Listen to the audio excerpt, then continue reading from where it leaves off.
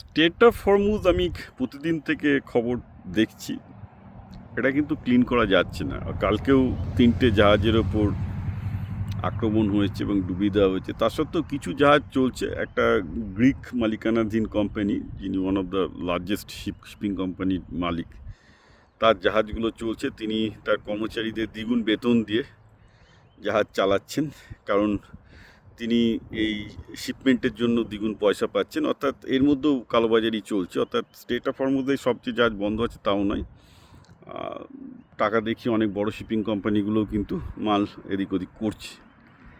ঠিক আছে, এবার সমস্যা হচ্ছে কি, যে যারা জাহাজের কর্মী, মেরিটাইম ওয়ার্কার্স ইউনিয়ন ইন্টারন্যাশনাল, তারা এর প্রতিবাদ করেছে।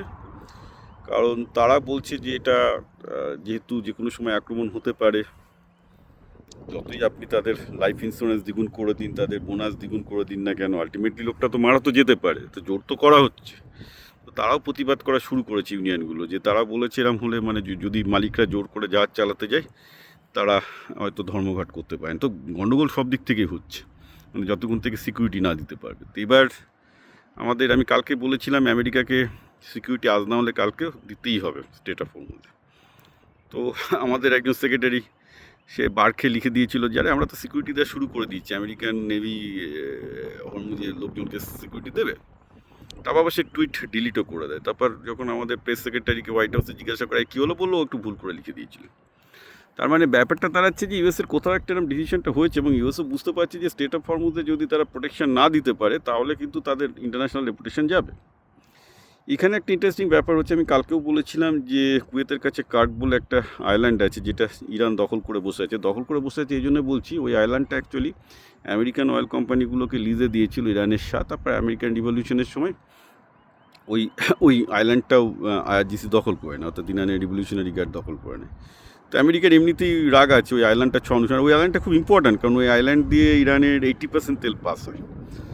এখন এটা খুব ইন্টারেস্টিং, ইরান ইরাকের যুদ্ধের সময় ইরাক ওই আইল্যান্ডটাকে ধ্বংস করেছিল, তারপর আবার ইরান রিবিল্ড করে। তো এবার কিন্তু ইসরায়েল এবং ইউএস এখনও ওটাকে খুব ভালনারেবল, ওটা অ্যাটাক করলে মানে একটা বোমা ফেললেই, দুটো বোমা ফেললেই পুরো ধ্বংস হয়ে যাবে ইরানি ইনফ্রাস্ট্রাকচার।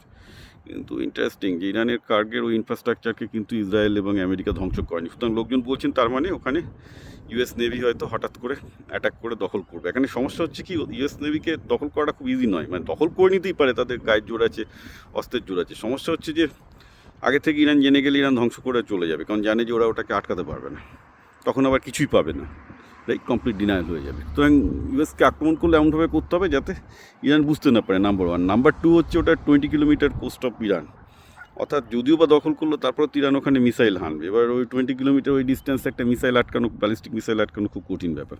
এবং দখল করলেও যে রাখতে পারবে, মানে মিসাইল দিয়ে ইরান ধ্বংস করবে না, তার কোনো গ্যারান্টি নেই। আর স্টেট অফ হরমুজে তো আমি বলেইছি যে ইউএস নেভি আসার মেন সমস্যা হচ্ছে যে ইউএস নেভিকে প্রোটেকশন কে দেবে। ও তো মানে গাইরস মাউন্টেন থেকে ইউএস নেভি সেক্ষেত্রে দূরত্ব হয়ে যাবে 50 কিলোমিটার, কখনো 30 কিলোমিটার। আর ওই মানে মাউন্টেনের বাংকারে আড়ালে 30-50 কিলোমিটার দূর থেকে যদি কেউ ওপর থেকে মিসাইল ছোড়ে, কারো বাবার সাধ্য নেই যে ওটা আটকাতে পারে।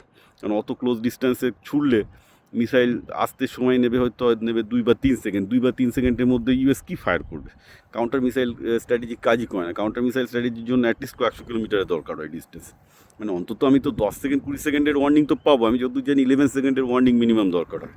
সেটা না পেলে কিছুই করতে পারবে না। সুতরাং স্টেট অফ হরমুজ এখনও ভালনারেবল আগে ছিল, এখনও আছে। না ইউএসের কী প্ল্যান এখনও বোঝা যাচ্ছে না।